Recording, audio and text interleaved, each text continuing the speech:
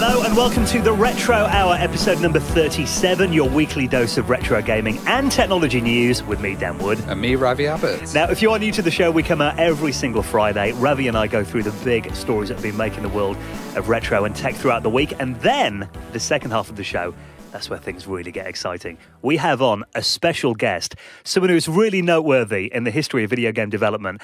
And to be fair, I don't think they come much bigger than the guy we've got on this week. Yeah, I spoke to him and I don't know how he agreed to come on this show. You know, it's Scott Miller, who was the founder of Apogee and 3D Realms. This is crazy. You pulled out the big guns on this week's show, yeah, really, haven't definitely. you? So, I mean, you're looking at the games that he's been involved in. It pretty much reads like a who's list of those genre-defining games of like the late 80s and early 90s, even stuff like Wolfenstein 3D. Yeah, I remember playing on my mum's PC and being blown away on that. Well, you can even trace, every game these days is an FPS. That was really the granddaddy of the first-person shooter genre, wasn't it, really? Yeah, and then a lot of innovation and development that happened with Duke Nukem. Yeah. And, oh God, Duke Nukem forever, dare I say. Yeah, we are going to get the story of the painful development of Duke Nukem Forever and what you thought of the game when it eventually came out. And also a really exciting new title that he's working on today, which is called Rad Rogers. Yeah, if you've ever played Rough and Tumble on the Amiga or Jazz Jackrabbit or even Conkers, then this game's going to appeal to you. It's a very cheeky return to those old school kind of platformers, isn't it? So definitely, yeah. Watch the trailer. You might have to have some parental guidance on that. Strictly 18 and over only. So Scott's going to be on the Retro Hour in around 20 minutes from now. Seriously, hang around for this one. I think this is one of our best interviews we've ever done. Yeah, really excited for this. Now, we're just going to say a huge thank you as well to the fantastic Christopher Folds, who's made a very generous donation to the Retro Hour this week. Yeah, a reoccurring donation, Dan. I didn't know you could do that. I didn't know you could do that either, but he's contributed to the show every month, which is awesome, Chris. Thank you so much. Pressed something wrong. Yeah, just in case you have, we have alerted him to that now. But obviously, we have mentioned that we have got a little tip jar on the website, theretrohour.com. If you ever want to make a little donation, it all goes into the running costs of the show. And also, we're going to give something back this week as well. Yeah, we're going to do our first giveaway, and this is thanks to Bitmap Books. Now, this is Sam Dyer, who we had on a couple of months ago. He's a guy that does these really, really attractive visual compendium books. Yeah, and, these were we were calling them the coffee table kind of gaming books that you could have all these beautiful zoomed-in pixelated images. They have... What do they have done? They've got interviews and... Oh, there's all sorts. Well, I mean, the book that we're giving away now, thank you so much to Sam and the team at Bitmap Books. They've actually given us 2 copies of the expanded edition. This is 476 pages. It's a hardback of the Commodore 64 Visual Compendium. I must admit, I had to rip the seal off one and have a look inside myself. So. One of them has been defiled, then, has it, Ravi? But these are brand new books and... they're presented so nicely as well. This is essentially a celebration of the visual style of the Commodore 64. Now, they cover, a lot of games and demos and that kind of stuff in there. It's actually over 100 titles in this book. And they've got stuff like, artwork throughout there by the likes of Oliver Frey, who was the artist on Zap 64. Oh, wow. Back in the day, they've also got interviews with Commodore 64 artists, a look at the demo scene, and even there's a little section in there showing new games that have come out in recent years for the Commodore 64. Thus the expanded version. Absolutely. Yes. So we're going to run a comp. What are the rules, Dan? Right, well, we do have 2 copies of the book to give away. So we thought, we want this to appeal to the Commodore 64 heads. So if you know your Commodore 64 games, you should be able to identify the game that this song is taken from. What is this game?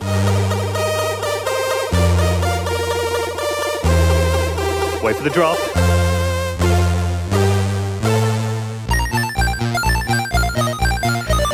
Not the hardest competition in history, is it? No, I made a kind of little compilation that we were going to do, and Dan couldn't get any of them. So yeah, I've been a Commodore 64 gamer for 30 years. I couldn't get any of them, but yeah, everyone should know this game. Yeah. So if you submit on the website on theretrohour.com, we're going to have a form on the front page. So you guys can submit your answer there. Yeah, so all you got to do is nip onto our website, theretrohour.com.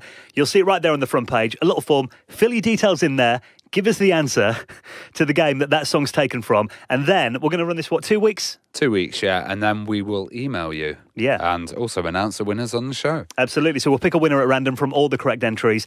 Competition closes on midnight, October 1st, so you've got a fortnight to do this. Everything you need to know and all the rules and online entry are on the website, theretrohour.com. Good luck. Right, then before we get into Scott Miller, let's get into this week's news stories. Now, the N64's had quite a bit of exciting new hardware discovered recently. Oh, yeah, with that DD drive, the PAL version and stuff. Yeah, that Metal Jesus found. He did that video on we were talking about. Well, there's been another patent discovered. Now, this was a device called the Multimedia Expansion Device. Oh, multimedia, that word that we used to love in the 90s. It doesn't come much more 90s than multimedia, does it? But this is, it was just patents that Nintendo of America submitted, and someone on the forum has actually come across these on Assembler Games Forum, a guy called DS2, and he was looking through some kind of long forgotten patent documents, and he found this, it's an expansion device that sits on the bottom of the N64, and these are kind of just like hand-drawn pictures, so it doesn't really go into a lot of detail, but by the looks of the ports on here, it's quite a big expansion. It's about, you're talking height-wise, it's about twice the height of the N64. So you can stack it up. Yeah. It looks like a stack system from the 90s, yeah. And on the back of it, they've kind of got some detail of ports and stuff on there. So it looks like there's a modem built into it. Oh, yeah, because I'm just seeing the little Ethernet port here, actually. Yeah, whether it's Ethernet or modem, I'm not sure, but there is definitely some kind of connectivity there as well. And I'm looking at it, and it kind of looks a bit like, you look at the front of this, there's a few buttons on it. There might just be network activity lights, but maybe there's even a CD-ROM drive or something in there as well. It's very strange as well. They seem to say it's got lots of coax going into it. So maybe there's some kind of TV signals being sent through there or some... Yeah, well, that was kind of some of the speculation on Reddit where I first saw this. Some people saying maybe it was going to be an association with a cable TV provider to do on-demand kind of content and stuff there too. But some people have been saying you could never download games on this thing because back then you had dial-up. But N64 games, the average cart was about 64 megabytes. So it would take you about 3 hours to download a game, which isn't ridiculous. You look at Xbox games now. I've updates that come down that 25 gigabytes. You know what I mean? But also, if it had coax, maybe if they were sending it through the cable, it could be faster. Obviously this device never came out, but I think it's kind of cool to look at ideas that Nintendo had for the N64, because it was really a platform that it never really reached its full potential in terms of add-ons. They came up with lots of ideas for it, but nothing ever seems to fly in the world of add-ons really for Nintendo products. No, and even that RAM expansions were massive, weren't they? I think the Rumble Pack was the biggest add-on on there. It was, yeah. I got one last year actually at Play. I think about £6 for it in the box. Japanese writing on it as well, so it doesn't fit properly, does it? I haven't tried it yet, if I'm honest, it's in the drawer for a year. But we'll link you if you want to check out these patents. They are really interesting, actually. We'll stick those in the show notes at theretrohour.com. Now, being guys from Nottingham, we've talked about the National Video Game Arcade, which is, it put Nottingham's gaming on the map and made the news headlines a couple of years ago when it started. But yeah, because it was the first kind of video game centre in the UK. So this is, for everybody. And this was meant to bring £2.5 million into Nottingham? Yeah, but it looks like they didn't make a profit and they actually ran out of cash. Now, we had a few experiences going there. Well, I've never been. Dan's never been. He's tried, but he's never been. Well, I know you've been there a few times. And, there's an article in our local paper, the Nottingham Post. It went into administration a couple of weeks ago. And it turns out they went through all the money. It was £2.5 million to put this together as well. And they had 50 staff working there as well. But I went along. I kind of work some weird hours. So often they have afternoons free, maybe 2 p.m. I might have a few hours free before I do other stuff. Yeah, great times to go and play games and stuff, yeah. If I'm in town doing a bit of shopping, I've tried to get in here about 3 times. And, I've made it into the foyer, got into reception and be like, how much is the ticket? And they're like, oh, well, you can't come in today. I'm like, all right, we're not open today, and there's some other event on. And you look at the opening times, and it seemed like they're only open 2 days a week for 4 hours or something. And I think they put a lot of effort into half terms in it, and turning it into kind of a place where parents could come in with their kids, and then their kids could have a time. But they weren't engaging the older gamers. They weren't engaging the wider kind of gaming community. And hopefully now it's basically been bought out by this Nottingham Video Game Foundation, which seems to be made up from different companies around Nottingham and supporters of the NVA. So Sumo Digital, were one. Epic as well. There's Ian Livingstone, who was one of the big supporters. Playground Games involved as well, it says here. So they're going to be taking over the MVA, and they're also going to be doing a festival, which is Game City, which is our annual gaming festival in Nottingham. So that will be staying on, yeah. So that will be staying on. So this is good news. We'll hope that the new management can kind of open it a bit more and get it a bit more engaging with the public and get some profit going. Because I love the idea. It is the first of its kind in the UK, isn't it? Yeah. And, you know, for someone like me who's loved video games all my life, to have not actually been able to get into this place in like 3 years. It seems like, you know, this thing's a very new thing. Yeah. And maybe, you know, retro hasn't really been around for that long, retro gaming. Maybe it's a bit of a false start, and maybe they kind of need that to get taking it seriously. Well, we wish the new team well, and it's good that it's been saved as well. I mean, you know, if you're ever up in Nottingham, as we always said, drop us a little tweet or a message, and we'll give you the tour of the gaming areas around town. Yeah, take you out for a beer and a game of Street Fighter. Yeah, all on Ravi. Now, you love finding these kind of obscure stories, don't you? Last week we had the kid that found a mainframe and then got a job at Microsoft. Yeah. This week, a kid in India builds his own PC out of scrap e-waste. Yeah, so e-waste is a massive thing, and particularly in developing countries, there's lots of kind of... I've been to India quite a lot, and they've had stuff like the way that people extract metal from old monitors and stuff. They just set fire to them and smash them with hammers. It's really bad. And There's a load of metal in CRTs and stuff, I guess, isn't there? Yeah. So all of this kind of old electronics is going there. Well, this guy... he's a 16-year-old kid, and he's kind of wanted his own computer, and he's been surrounded by e-waste. So he's managed to make this tiny little kind of machine, but it actually looks really slick. If you look at it, it's like a 7-inch monitor, and it's built onto a small little cube. It actually looks like one of the old Commodore SX ones. Oh, yeah. The Commodore 64 Portable. It does actually. It does resemble that. And he's running Windows XP on it, I can see here as well. And, you know, I couldn't have done anything like that when I was 16. I couldn't do it now. You know what I mean? It's like, fair play to the guy. But I think it proves it kind of, if you want something badly enough, you know, you'll find a way to do it. Yeah, definitely. And I think this is a nice little innovative thing. And it also says that he kind of planned to drop out of school as he had no interests. And then he suddenly got into computers and building stuff out of e-waste. And now he's global. Well, fair play to the guy. I think that's awesome. So, if you want to read more about this story, we'll shove it in the show notes at theretrohour.com. You know, often we've kind of got, you know, a bit of, you could say, affection for these kind of obscure and failed video game systems, you know. Yeah, you've got nearly all of them at your house. All the ones that people consider crap I've got. You know? I've got a 3DO. I've got an Atari Jaguar, which is actually what this story's about, the Atari Jaguar. Now, the problem with the Jag is that obviously it wasn't really a big commercial success, and, you know, you always see it making those polls of, like, you know, the top 10 worst video game systems of all time. I have got a soft spot for the Jag, but the problem is collecting games for it is really hard because, you know, we've talked about the fact before that I know you're trying to get an Amiga CD32 original collection built up. Still hard.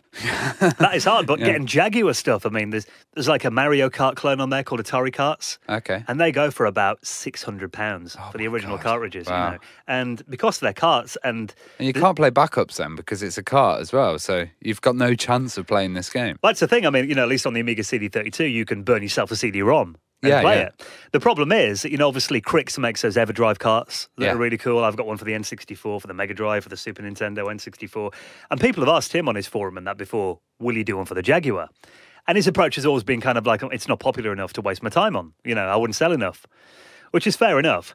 But there is a guy on the Atari Age forum, his name is Saint, with a capital T on the end, and he did a Lynx SD card reader recently. And he's now said that he's now working on a Jaguar SD card like an EverDrive. Ah, nice. That will be good. And the Lynx as well. I think there's probably less numbers of Lynx around than there You're probably are. right, yeah. Especially working ones. Yeah. So, I mean, this is a guy that's obviously got a lot of love for stuff Atari, and he's seen this demand for this, and it's now a 7-page thread on Atari Age, and he's actually said that he's been working on this some time, like secretly, and it's pretty much ready. But, well, Atari Age is definitely the place to talk about it because they've got a massive community there. So I'm sure he's probably getting pre-orders already. Well, there was this thing, it's a skunk board, it's called, which was the only way to play backup games on the Jaguar. So what you did is, it had like a little bit of RAM on there, and you'd hook it up to a PC via a USB port. And like flash it. Yes, it'd just be one game at a time. And even those, you look at them on eBay, they go for about like 200 quid because they're quite rare now. But, you know, this is something that the Jaguar community has been crying out for like about a decade now. So it's cool this guy's finally listened and been like, all right, you know, he's got it working and everything already, but he said the Lynx one's kind of taking up most of his time at the moment, so it might be another 6 to 12 months before it comes out commercially, but... You know, it opens up potential for homebrew stuff to come out for the Jag as well, which is great. Because there have been a few homebrew games, but they're all on the CD, and obviously the CD add-on is very rare. Yeah, So, and emulators as well. Yeah, and I think, you know, the Jag emulators are not great either. You know, they're still not quite at the stage where they can, you know, replace true hardware.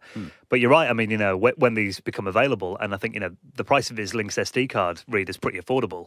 So hopefully, you know, you'll be able to get this for like, you know, less than €100. Ace. So, yeah, well, definitely worth keeping an eye on. Very exciting news for us. Dan's going to get on that list, aren't you? Look out for my video, no doubt. Now, we've got a little announcement from friends of the show, the Lincolnshire Amiga Group. Yeah, we're really disappointed because we wanted to go to this event. And it's only an hour down the road, but we're both working. So this is the 10th anniversary of LAG, which is Lincolnshire Amiga Group, and this is the LAG Bash.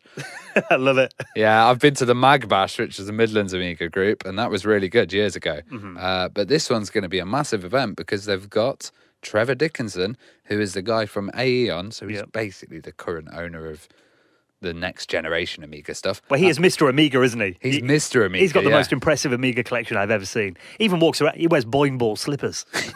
And the tie and everything, And David Pleasance, the ex-CEO of Commodore UK. Ex-MD of Commodore UK, wasn't he? That was it, yeah. Friend of the show, of course. We had him on, didn't we, a few months ago? Oh, yeah, and there'll be other podcast people down there. So there'll be Aaron from RGDS. Yeah. And there'll be quite a few of our crew down there. So we're a bit annoyed that we're missing that one. I know. It's coming up on Saturday, 1st of October.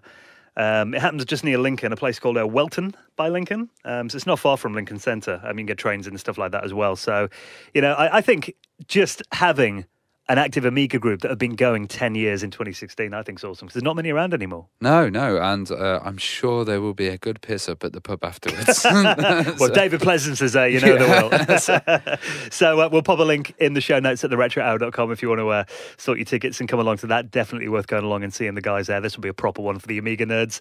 Now, before we get into this week's interview with Scott Miller, speaking of Amigas and Ataris and that kind of thing, we've talked about the GoTech before.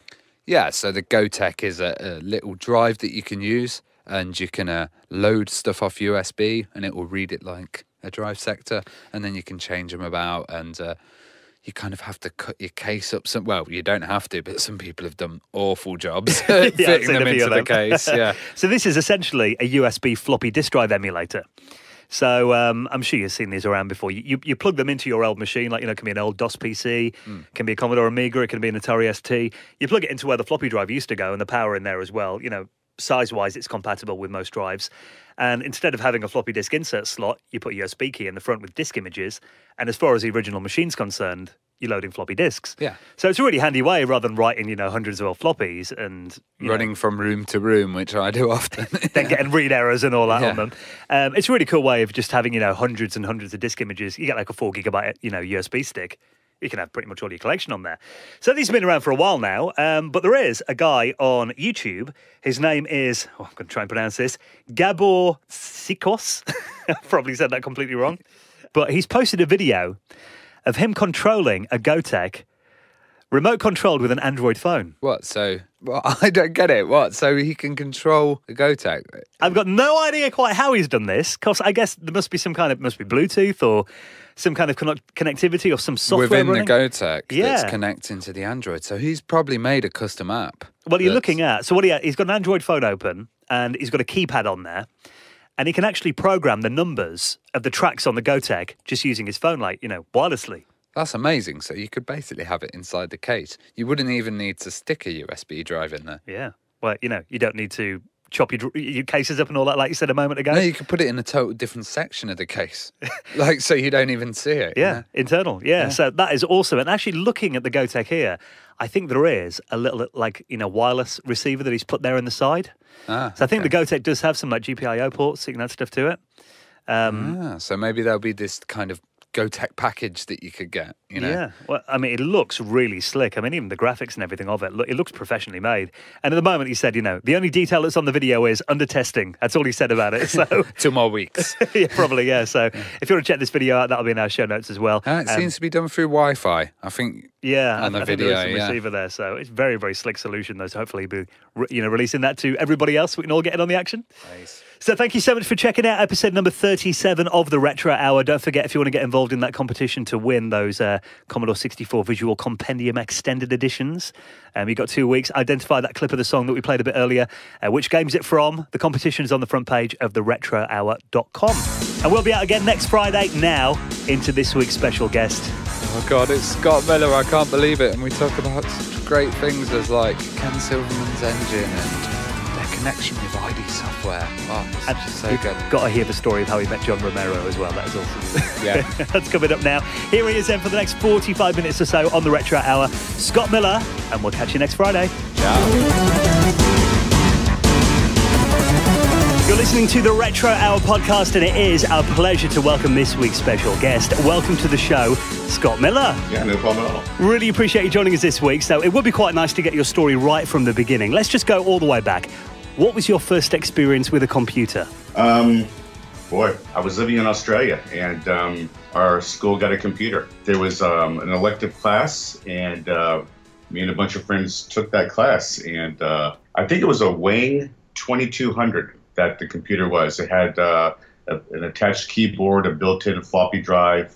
It had a printer that worked with it. It had a green screen that was something like, I'm going to say like 62 letters across and 12 or 15 lines down, just text, no graphics at all. But so I took this class, and I just didn't understand what computers were about. It was the only class in all my schooling years where I got a D, anything below a C. Wow. I just could not figure it out. And after that class was done, and it was, moving on into the next semester, friends of mine would come to me after school and say, "Hey, Scott, we're going to go hang around at the computer and after school." And I couldn't understand why they'd want to do that. I just saw a computer as a big calculator. And then they mentioned, well, we play games. And I was, what? You can play games? So I started taking interest, and they were typing in games from like magazines. Like there was magazines back in the day, like Creative Computing, and a few other magazines that would like have basic programs that were maybe a page or 2 pages long. Mm-hmm. And games like with titles like UFO or Wombat or Hunt the Wombat, just real simple games that you'd type in, you'd save it to your disk, and then you could play it. Anyway, I started typing in some of these games, and when you type in these things, you realize, well, okay, this is a print command, this is an input command, this is a loop command, and it doesn't really take a whole lot of brain power to figure out, the basic language, and you start tweaking with these values to see what they do, and pretty soon you start making up your own games, and that's what I started doing. And in fact, I got so addicted to it that this computer room had like a window, and I would like unlatch the window so I could sneak in at night. Wow. and stay there until like 2 or 3 in the morning, just me with this green screen glowing on my face deep into the night, just, type in my games. I'd write games on my, my paper during the day at school, then I'd go type them in at night and get them working and so on. And I was doing this for several months before I was caught. And so when the caretaker at the school finally caught me, the next day I had to go into school, and I had to go see the principal, and the computer teacher was there, and he had my discs, and he had printed out all my programs and stuff. And the principal was explaining to me, Scott, this is something, you broke a major rule here, and this could be, really bad for you.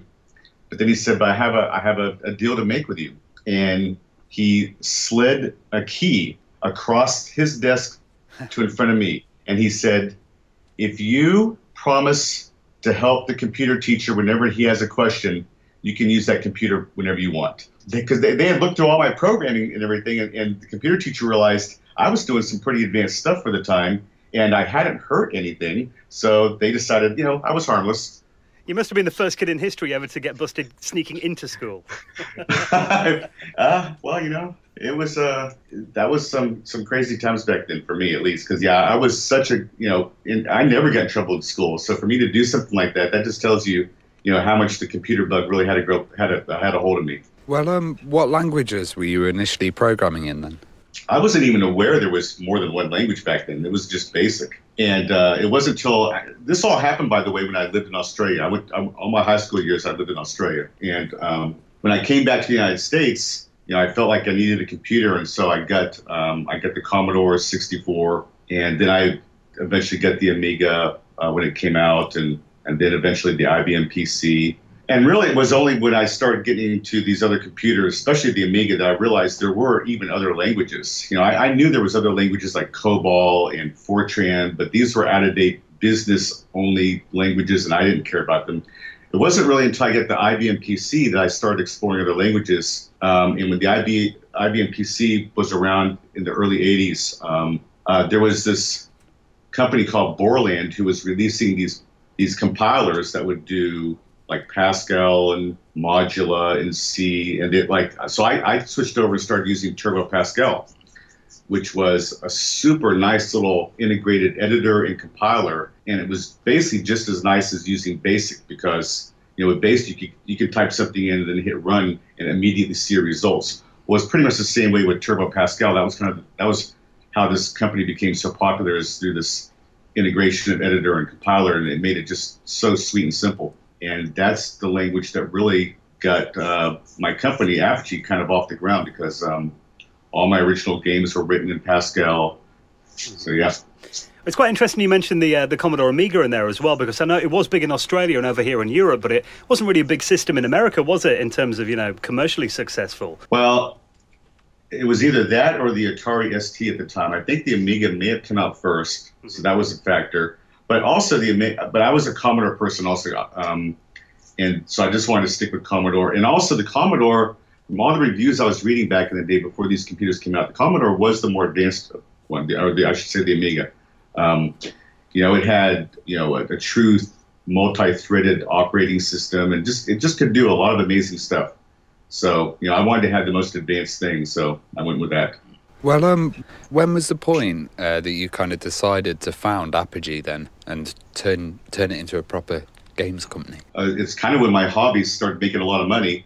I realized I should really give this a full-time shot here and see how it works out. The deal was that during the 80s, when I was making my games in Turbo Pascal, I had made a couple of adventure games. I had one called Beyond the Titanic. I had one called Supernova. And with these games, I had released the whole game onto the internet. When I say the internet, I mean like CompuServe and Genie and Delphi and Prodigy and American Online and all the bulletin board systems that existed back then. That was sort of the makeshift version of the internet back in the 80s. So I would release my games online, and I would ask people to send me money if they liked them. And I hardly got any money at all. And so when I started working on my series of games called Kingdom Across, Caverns Across, Dungeons Across, what I did was I decided to only release a third. Like, I released them in episodes. So with Kingdom Across, I released that freely to the internet, online through the shareware channels. At the end of Kingdom Across, I would say, if you like this game, there's 2 more episodes. You just send me $15 and you'll get it all. And so I started making a lot of money that way. And I made even more cross games, and it got to the point where for 2 years I was making about $150,000 a year just through people sending me checks in the mail. And it's not hard. I mean, it's not easy to get someone to send you a check. So I realized that if I actually had a real company and set up an 800 number and start taking credit cards, this could be something even bigger. And then I realized that if I started to work with other authors who could even make better games than me, because I was by no means the best programmer going around, that, using this model I had discovered that seemed to really be working, this shareware model of breaking things into episodes. So I kind of set my mind to finding other game developers that were out there And I found, I found several. I found like Todd Repogel, who went on to help me create Duke Nukem eventually. I found John Romero, and then I helped them form id Software, gave them their initial funding to form that company and make the game Commander Keen. And I found a bunch of other authors. And it's funny that all these people, when I first talked to them, they were extremely skeptical of the idea that you could make money by releasing your game on the, freely into shareware. Those games that you were releasing as well, they were very, it was ANSI and ASCII kind of graphics, weren't they? They were very simple. Originally, but that was like the limit of my ability. That's why I started working with other game developers who had, more experience in graphics and so on. And so, the Duke Nukem games, the original 2 side-scrollers that were released in the early 90s, those were EGA, they had parallax scrolling. And then id Software, when I worked with them, Commander Keen, John Carmack had developed a smooth scrolling technique that worked in EGA and then later VGA. That was just truly amazing. It matched anything that was happening on the consoles at the time. So, it was really fortunate that I was able to work with them on the Commander Keen games and then later Wolfenstein. Well, you found a rather interesting method of contacting John Romero by letter. Sure, yeah. Well, the story there is that John Romero was employed at a company called SoftDisk, and they were a company that they had a monthly subscription where you would get a disc full of, it had like maybe 1 or 2 games on it. It had a couple of utility programs, maybe an educational program. It was basically a magazine on disc designed for people who had PCs. And John was employed there, and he had been releasing a couple of games. And I had also had a couple of my games released on SoftDisk. I had a free subscription because of that, and I was paying attention to the games that were released there, and I really liked the games that John Romero was making on there. And he had a game on there called Dave. I think it was called Dave Dangerous or Dangerous Dave. Yep. And a few others, and I was thinking, this is exactly the perfect kind of game that you could break up into like 3 episodes. We could release the first one free on Shareware, and make a lot of money. And so I also knew that SoftDisk was very sort of protective of the people that worked there. They didn't want anyone to get a job offer from someone else. So to get in touch with John, I couldn't just write him a letter saying, "Hey, John, I've got a cool deal here for you. Get in touch with me," because I knew that his mail would be screened. So I had to act like I was a fan. And so I sent him several fan letters, where I said, "Hey, John, I found a bug in your program. If you get in touch with me, I'll tell you where it is and stuff." And really, I didn't find a bug in his program, but I thought he might be, intrigued by that to see what I'd find. And weirdly, he never did contact me because of that. But he was pinning this so-called fan mail up on his wall, and he eventually noticed out of these 2 or 3 letters I'd sent him that it was all from the same address or the same phone number. And so that finally got him to write me back, and he wrote me this really angry letter saying, "What kind of crazy person am I?" and all this kind of stuff. And it was a whole letter. I wish I would have kept it, but it was this whole letter. And then at the very end, it had his phone number. And I was like, okay. So I called him up, and when I got him on the phone, I said, John, here's the real reason I was writing those letters. And I got him to calm down right away, and I explained to him, and he goes, okay. So he finally got it.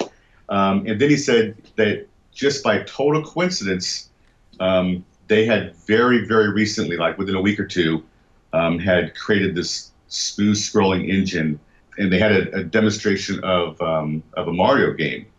And so he sent me that disc. I was totally blown away. I said, "Look, this would just do a killing as a shareware game."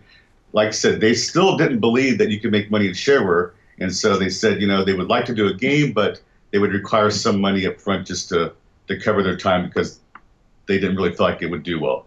And I said, how much do you want? And I remember John thinking for a little bit, and he said, "Well, can you do $4,000? And I said, the check will be written like before I'm done with this call." And so I sent him the check. They sent me the design of the game, which was this 1-pager about Commander Keen. 6 months later, the game was done, and it did super well in shareware. In fact, within the first 2 months, the guys at id Software, before they were they were still employed at SoftDisk, they decided that they were going to quit SoftDisk and make their company a full-time effort also and make more Commander Keen games, and the rest is history. Well, I remember at the time, obviously, when Commander Keen came out, it was a groundbreaking game. Nobody thought that you could do like a really smooth side-scrolling platformer quite like that on the PC, did they? Must have been quite a technical achievement. Yeah, it was. And I think John Carmack has talked about, apparently he was doing some sort of trick within the graphic card itself to get that smooth scrolling technique. And I understand the technique. It's not that hard once you know it. It's too much to go into detail here, but it was just really, really clever programming, and that's kind of what John's whole career is about. Is discovering clever little hacks and tricks to really get something out of your PC that no one else thought was possible. Well, Duke Nukem was your very kind of cartoony side scroller, and I'd say it was a bit more. It felt more hardcore than Commander Keen, but also a bit more childish. Yeah, the original Duke Nukem, that was actually the third game that I had worked on with Todd Repogel. His first two games, no one's going to ever know about. They weren't that good. And so he was inspired by, the Arnold Schwarzenegger movies at the time. And so he sent me this demo that kind of had this guy jumping around, and he had called the game, he was calling this demo Heavy Metal. And I was like, for one, Todd, there's already a movie out there with that name. I said, why don't we come up with a character name, and kind of like what we did with Commander Keen, and you can kind of focus on the character. And so, we thought for a little while, and I remember I came up with the name Duke. I always thought that was a good, strong name. And then about a week later, he came up with the second name, which was Nukem. So that's how the name came about. We just kind of, designed the game on the fly. Back then, no one ever really thought too much ahead about the design. Like Commander Keen, that was just like a paragraph. That's all there was to the concept, was just one paragraph. With Duke Nukem, we just made these things up as we went. We knew we wanted it to be sort of a futuristic theme and that kind of thing. And nothing was really coherent about the design at all in that game. Yeah, there's a lot of silly stuff in there, like the Energizer bunnies and stuff like that. So, but like I said, it was just all made up by the seat of our pants as we were going. There was no design document that we were following. Obviously, after kind of this 2D era, I still remember vividly seeing the first Wolfenstein 3D game in a shop running on a PC and being blown away. It was kind of the first time I'd seen a first-person shooter. What was your reaction when you first saw that engine then? Well, I first saw the engine when I saw a game called, it was a tank game that they had done for soft disk. And there was no texturing to it at all. The polygons were just all flat shaded. The id guys were also still working on Commander Keen game stuff, but I said, there's got to be a way we can get this kind of game into Shareware. I think, I said, I think it'll be, even a way bigger blockbuster than Commander Keen games. They were still kind of obligated, these software guys, they were obligated to do several more games with Softdisk under the termination agreement that they had signed with Softdisk. They had this idea to do a Wolfenstein game. And they said, this is the final game that we need to do with Softdisk. And I said, look, this game is way too good to give to Softdisk. And I said, why don't you let me and my partner George make a game for Softdisk that you could release under your name. You could pretend like you guys made it, and we'll take Wolfenstein and put that in the Shareware market. So they agreed to it. And so instead of getting Wolfenstein, Softdisk got a little side-scrolling game called Aquaventure that wasn't all that great, but it fulfilled the agreement that its software had with Softdisk. And in return, Apogee, my company, got to release Wolfenstein into the world of Shareware, and it just exploded. It's crazy to think that, even now, like 25 years later, you can kind of trace, the first-person shooters are still the biggest genre in the world. And I know there were a few before that, but that was really the game that started that entire genre. At the time, did you realize it was something really special? Yeah, I strongly suspected it would be. Now, also, there's some more to the story. Like, for instance, the first iterations of Wolfenstein weren't nearly as cool or promising as the final game turned out to be. Because the original game, the design had a lot of tactical elements that really slowed it down.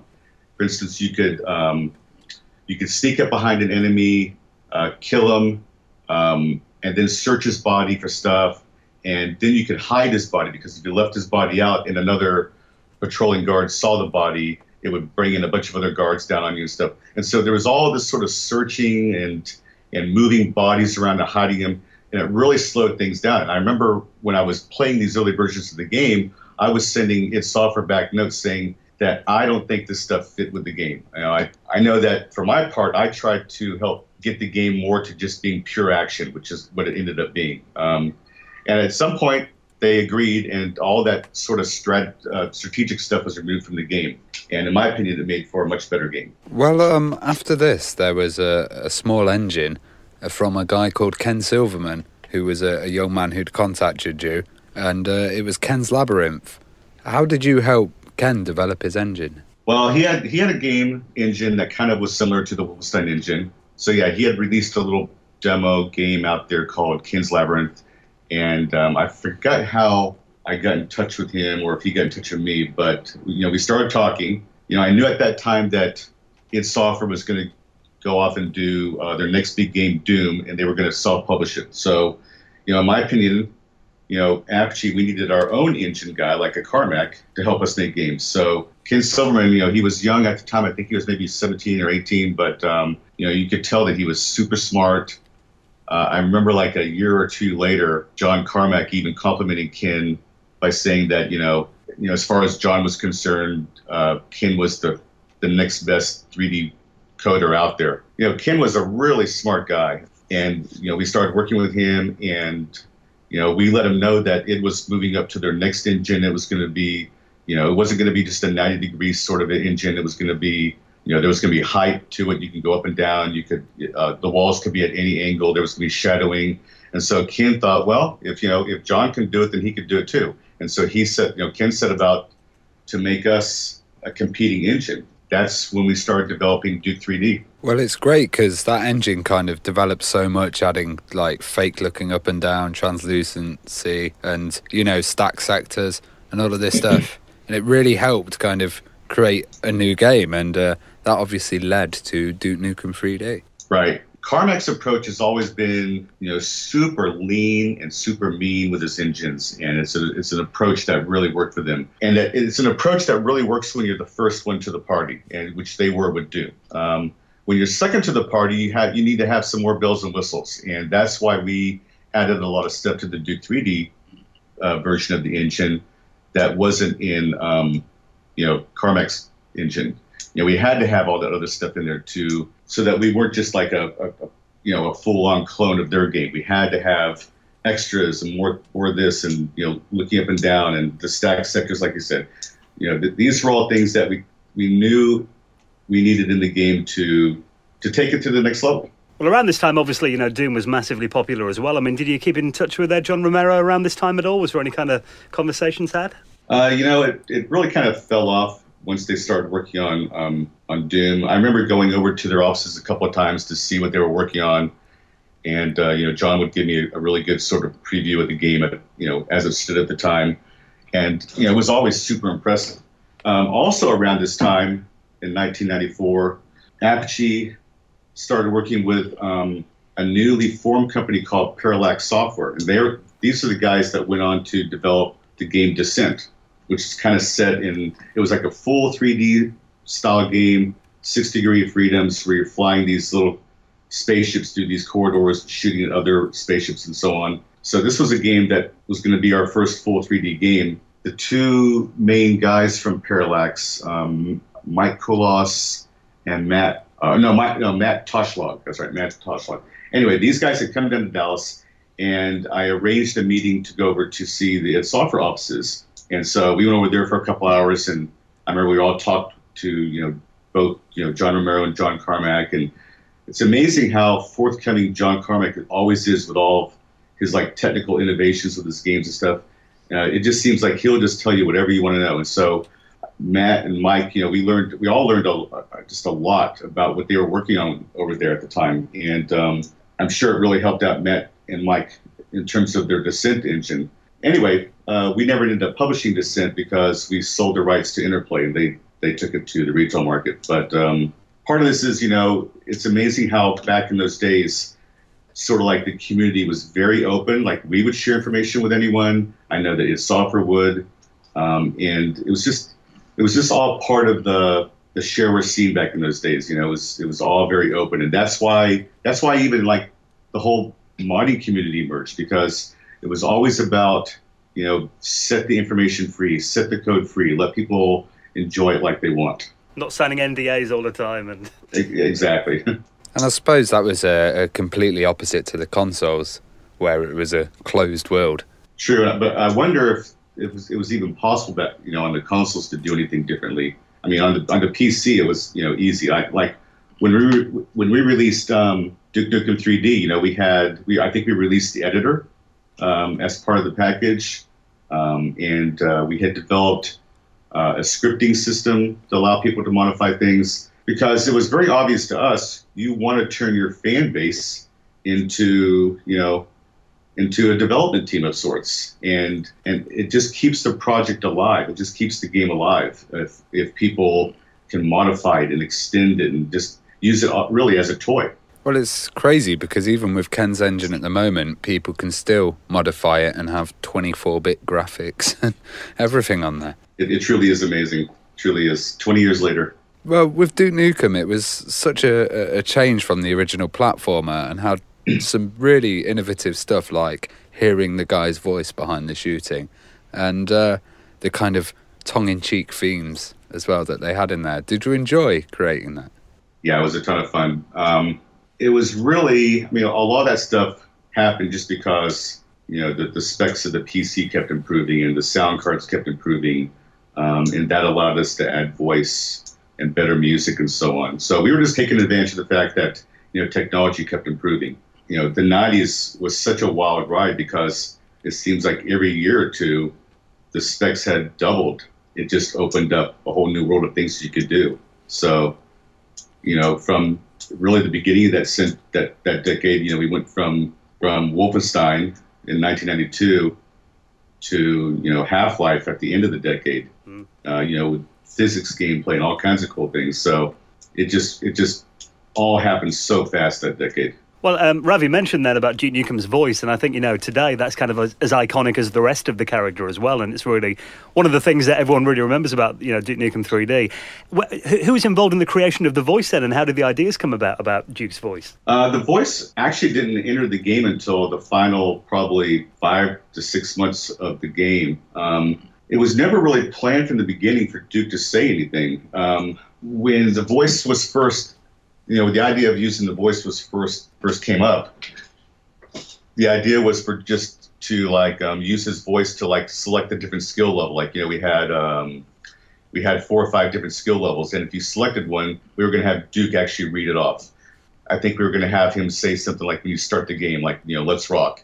So these were all uses of the voice outside the actual gameplay. When we started hearing Duke's voice, you know, everyone was like, wow, I really like this. Is there a way to put this in the game too? And so I know we did a couple of test, you know, lines of, you know, Duke saying stuff in the game, just like if he killed someone, he might say something. It turns out that was really fun.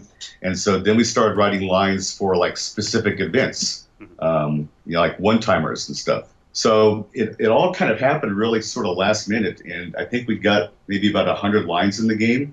And I know we were adding lines until the last second because it's like the more we added, the more we liked it. So it was really kind of just a happy, fluky thing that led to him having that voice. But once we heard his voice in the game, we knew we were onto something, and we wanted to really add to it. You know, it just added so much personality. That's where so much of Duke's personality comes from, of course, is the way he talks and so on. And, you know, everyone on the team was contributing lines, you know, coming up with stuff. So it just came from everywhere. But it's one of those things that once it started, it just snowballed.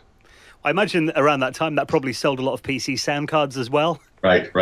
And another thing is that before we added the voice to Duke, there was always sort of the mindset with these games that the character on the screen should reflect you, the player.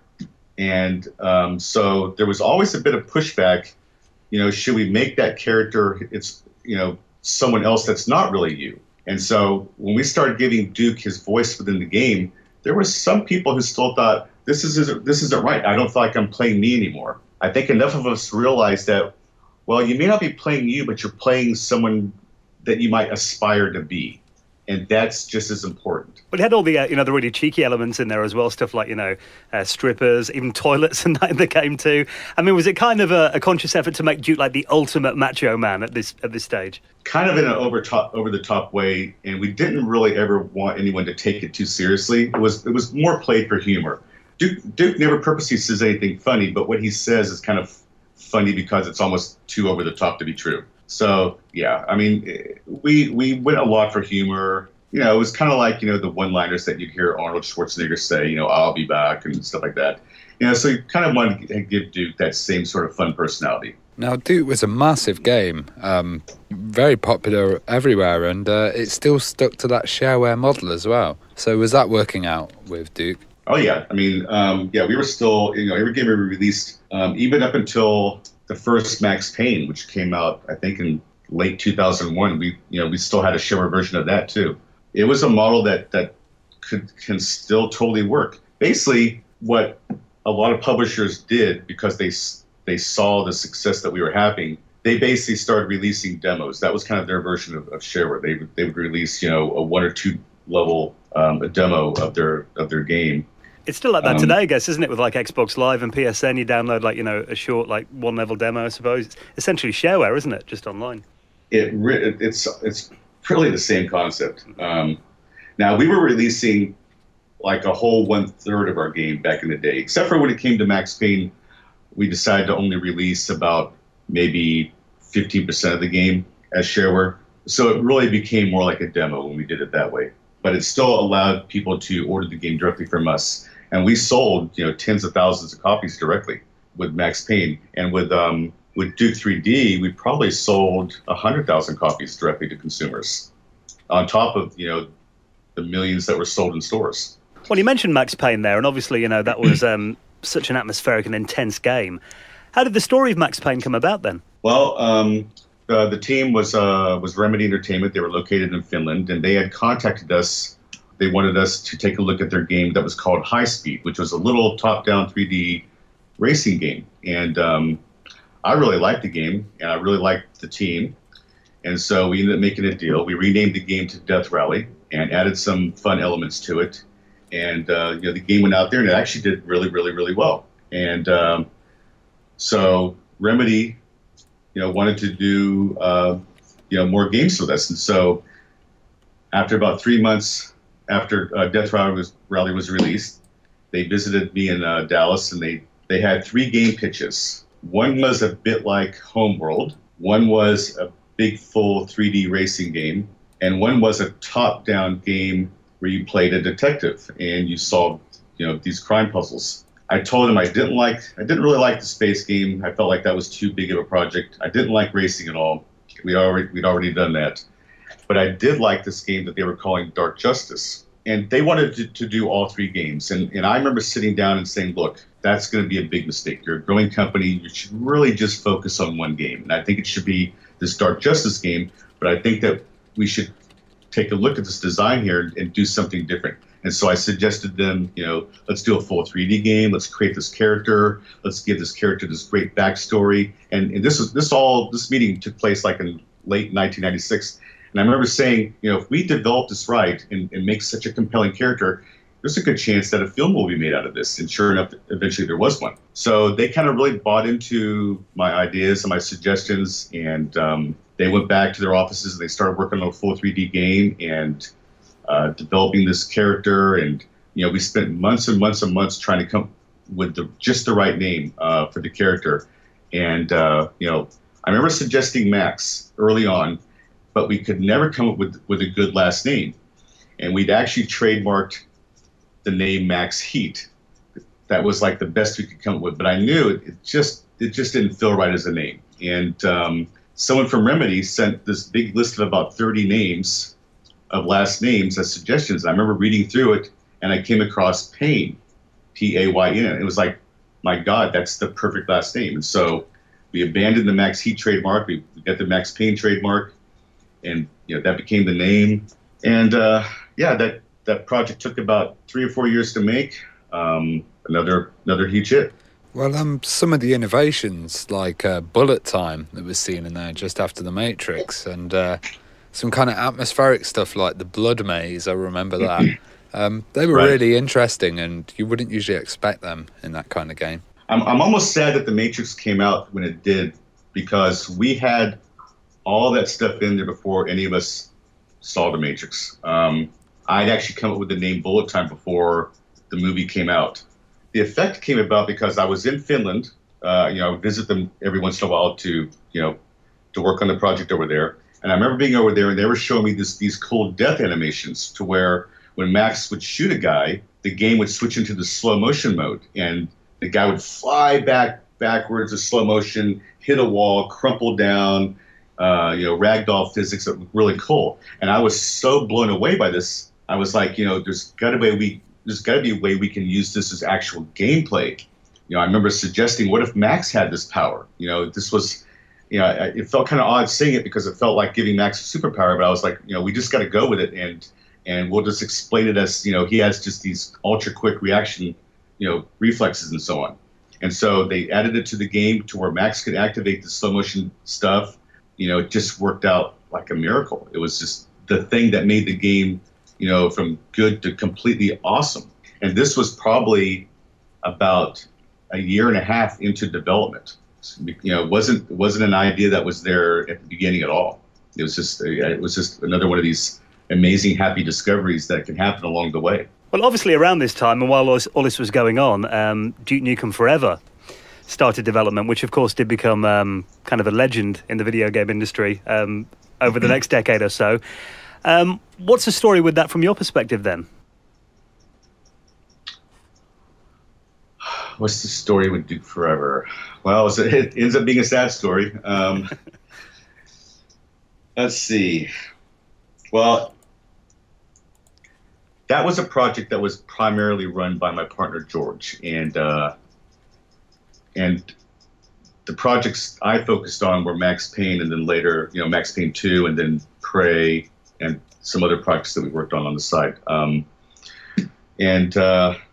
just think that with Duke Forever, I think my partner George was under such pressure to really sort of top what we had done with Duke 3D.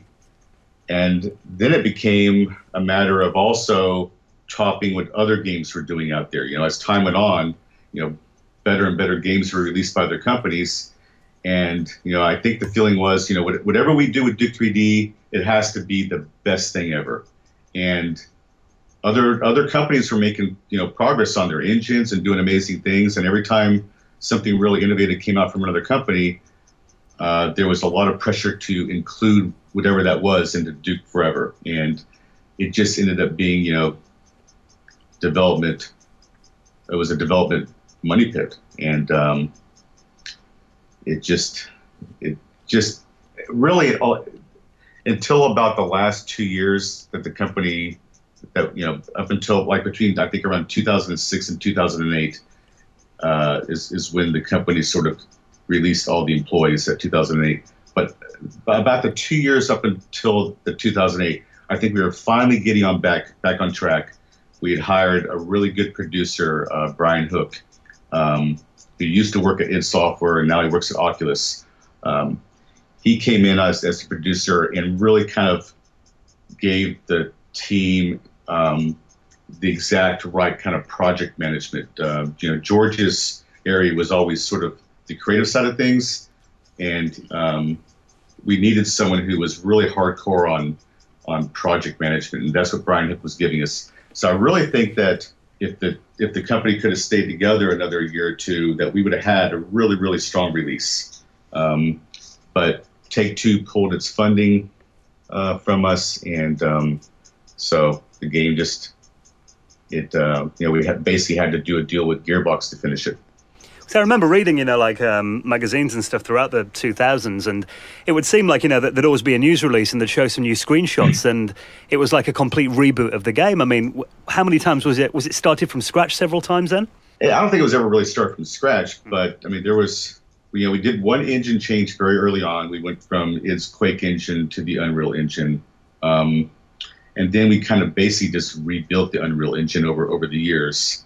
Yeah, every couple of years it had a pretty massive technology upgrade to it, so it would look very different. I mean, that was the problem. It was, if we would have just locked down the engine early on and just built ourselves a game, it would have been fine. But I think George wanted to have a game that also had the best engine on the market too when it was released. I also think it would be, it was quite hard to actually satisfy everybody after that time period, of waiting so long. Right. I mean, after it became like 5 and 6 years and we were winning all the Vaporware awards, it almost became like this vicious cycle of, now we really have to release something great or else people are going to be disappointed. So it just became an impossible task, I think. I don't think that, we would have really had to release something of the utmost highest quality, I think, to get, high praise, because I think just the fact that we took so long to make the game was going to really hurt us.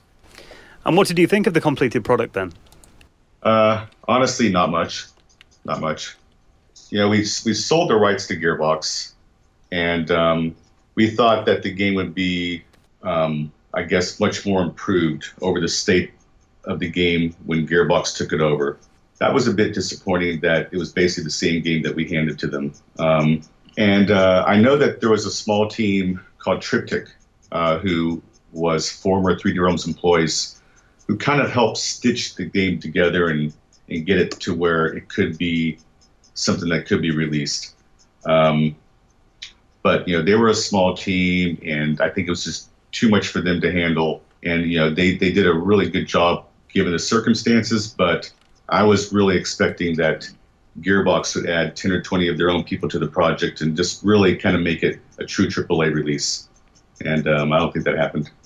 How much of that kind of code from the 2000s and the engines and stuff still exists then? So it would be quite interesting to see that stuff. Is it still around somewhere? You mean, is it on like my hard drive or something? Yeah. I think that there might be a couple of hard drives in storage somewhere. I don't know. It's not something I've seen in years, but it might be somewhere. I'm not really much of a nostalgia guy. I don't really go back and save a lot of this stuff. I probably should, but I don't. But it might be somewhere on a hard drive I have in storage, or George has on storage, or I'm sure some of the coders who worked on the project, I'm sure they probably have copies of it stored somewhere. So I'm sure something exists. I doubt if it'll ever be released, though. Well, reaching full circle as well, you've started a new Kickstarter, and this is Rad Rogers, which is a return to the old school style Apogee platformer. And I checked out a video of it, and we used to play a game on the Amiga called Rough and Tumble, and it came out really late in the Amiga's life, and it was a really good game, and this game looks like it's been influenced by it very strongly. Right. This is more of an Interceptor project. 3D Realms is involved more as a consultant and an advisor on the project. But it's an Interceptor game. These are the guys that did the Rise of the Triad reboot, which was really, really well done. And the leader of Interceptor, his name is Fred Schreiber. He was a big fan of Rough and Tumble and a bunch of these other games. And so his idea was to sort of, make a game that reflected sort of the old school sort of play style and, just go back to the old school ways of retro shooters. And, I've played a lot of Rad Rogers, and it really feels like an old school shooter in lots of ways, but it's done, in a totally modern engine, Unreal Engine 4. It's got lots of fun bells and whistles to it. It's got great voice acting. John St. John, the voice actor for Duke, he plays Dusty, which is the sort of the console come to life that's in the game. Liza Minnelli, she also had some voice work in the original Duke 3D, and she has a few cameos in this game. She's like the voice of that tree that talks. So there's a lot of people that we worked with back in the 90s are play a role in this game. So it's sort of an old school retro shooter. I think it's a really fun game. It looks like it's got lots of elements of the old shooter in it. It's like a good platformer, but also from the trailers, some of the personalities of the characters in there remind me a lot of Duke Nukem and the kind of cheekiness and the rudeness in it, to be honest. Right, sure, yeah. And that's going to be something that parents can toggle off if they want to. But, we feel like this is an old school shooter. There's going to be a lot of people in their late 20s, 30s, 40s, maybe in their 50s who will give this a try, sort of take them back on a nostalgic road trip. And, for these people, having this kind of humor is probably okay. This game's got a few cool little innovations too, like to really help out with the humor. Dusty, his character is fully aware that he's in a video game. He's fully aware of other video games in existence. And so he breaks the fourth wall a lot by, referencing other video games, in clever little ways and stuff. And another way we break the fourth wall is that this game has a game within a game to where you'll come across areas of the game where sort of the universe, or we call it the pixelverse, sort of broken down, and only Dusty can go in there and sort of like behind the matrix into the code and sort of fix things. And you don't really see that in the demos or the trailers we're releasing yet, but that's another really cool part of the game. So when can we expect the game out then? I think we're shooting for late this year. I don't know if there's a date yet. Some of it's going to depend on this Kickstarter. We hope it funds. If it doesn't, we'll have to scramble to get investment somewhere else. But right now it's tracking to fund pretty easily. But yeah, the goal is this year for sure. Well, we'll put a link in our show notes as well if people want to follow the Kickstarter. There is still a bit of time left on that, 20 days at the time of recording. So we look forward to playing the game, though. We're really excited. Yeah, definitely. I think you'll enjoy it. Absolutely. Well, Scott, thank you so much for taking the time to talk to us this week. It's been so interesting. Thank you, Reddy. Thank you, Dan. Had a great time. Anytime.